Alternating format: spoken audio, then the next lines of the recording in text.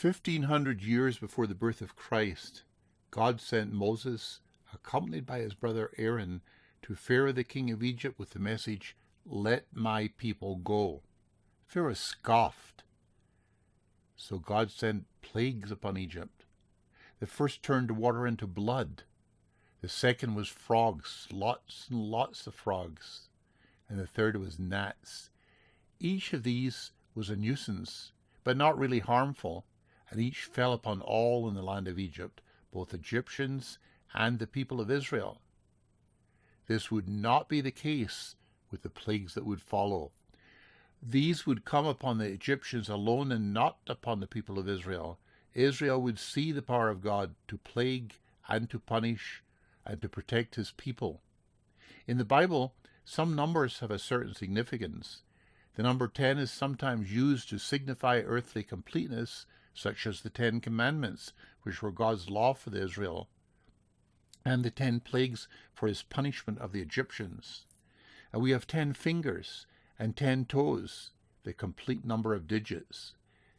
The number 7 is also used as a form of completeness in divine actions, as it is used for such things as both the creative and earthly weeks. For divine arrangements such as the 7 congregations in Revelation, it's also used for punishments visited upon wrongdoers. And in the case of the 10 plagues, there were 7 deadly ones, which were God's punishment of the Egyptians. Pharaoh having 3 times failed to send God's people away, Moses was ordered by God to again confront Pharaoh and proclaim another plague, a 4th plague, a plague of swarms of flies. These could have included or even consisted of blood-sucking horseflies and also botflies, whose larvae is internal parasites of mammals, which are injected into the mammals and they grow there. Both are able to do great harm to man and beast. What was of great importance is what God said next. "And I will set apart in that day the land of Goshen where my people dwell, so no swarms of flies will be there, to the end that you may know that I am Jehovah in the midst of the earth, and I will put a division between my people and your people. This sign will happen tomorrow."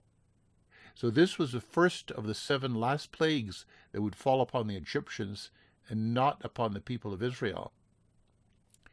Pharaoh agreed to send God's people away to worship in the wilderness, and Moses agreed to entreat God to end the plague. But after the plague was ended, Pharaoh hardened his heart, this time also, and he did not let the people go.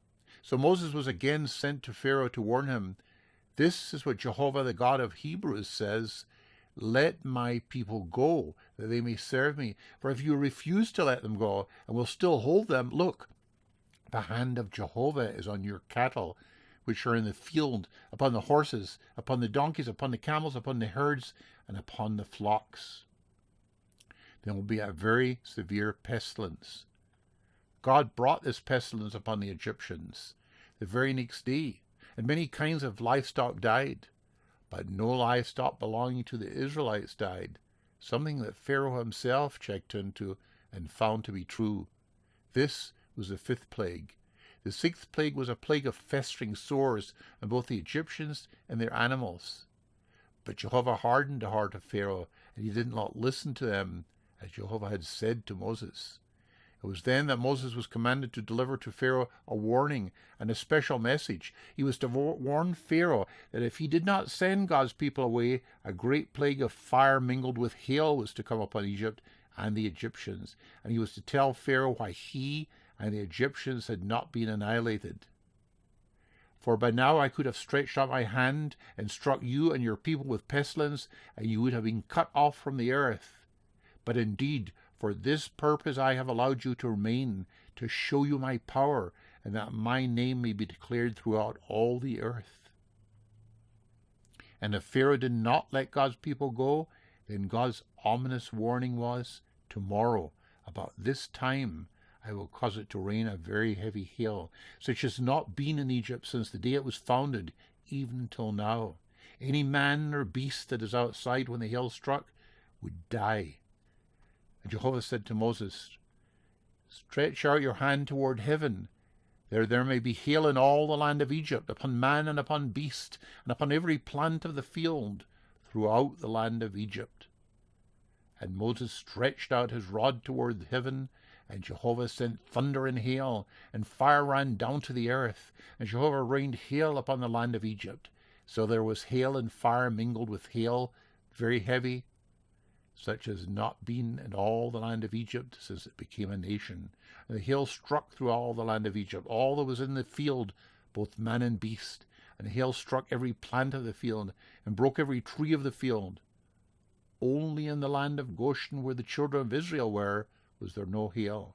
What a testimony to the Egyptians of the power of God, and what a testimony to the Israelites of the protection of God. It was a lesson that they should have never forgotten. Such was the seventh plague. This time Pharaoh summoned Moses and told him he would let the children of Israel go, but once again, when the hail and fire ceased, he hardened his heart and went back on his word, and he refused to let Israel go. So Moses and Aaron were again sent to Pharaoh to tell him that an eighth plague was to come upon the land, a plague of locusts that would eat everything that the hail had not destroyed. By now the plagues that God had sent upon Egypt and upon the Egyptians had devastated the land. So Pharaoh's servants pleaded with him to let the Israelites go. But when Pharaoh was told by Moses he must let all of the Israelites go, he refused. And so the eighth plague, the plague of locusts, came upon Egypt. The plague was devastating, with all green vegetation being eaten by the locusts. So Pharaoh hurriedly sent to Moses, saying to let God's people go. He agreed to let God's people go, and then, when the plague ceased, again he refused to let them go. And then came the ninth plague. And Jehovah said to Moses, "Stretch out your hand toward heaven, that there may be darkness over all the land of Egypt, even darkness which may be felt." A darkness so great and heavy was to come over the land of Egypt that to the Egyptians it would seem as if they could feel it. The Bible tells us that the Egyptians could not see one another, neither did anyone rise from his place for 3 days, but all the children of Israel had light in their dwellings. This suggests that something prevented the Egyptians from having light in their houses. There have been a number of suggestions as to what might have caused this phenomenon, but regardless of the cause, to the Egyptians it would be frightening and mysterious. This would make it a strange and oppressive plague.